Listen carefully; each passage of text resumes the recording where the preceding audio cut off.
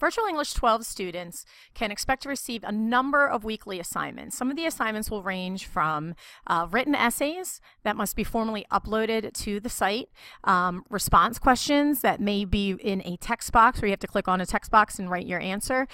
You'll have worksheets that you need to fill out, quizzes that you need to take, polls that you'll participate in, and then also group discussions. So there are a number of assignments that you can expect to receive on any given week.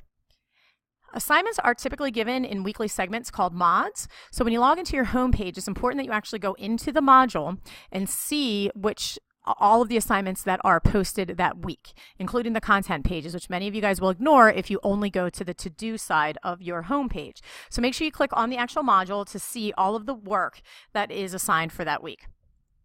Our weekly segments run from Tuesday morning to Monday evening. So at 12:01 a.m. on Tuesday, the module will be accessible and a list of assignments will be posted. You will have until Monday at 11:59 p.m. to complete the assignments that are listed unless otherwise stated. So there are some assignments that, depending on the nature of them, I may ask you to have them completed in the middle of the week as opposed to the end of the week.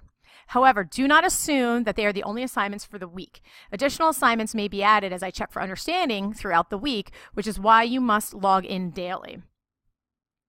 In addition, in order to receive credit for your work, all of the assignment must be completed in its entirety and all on time.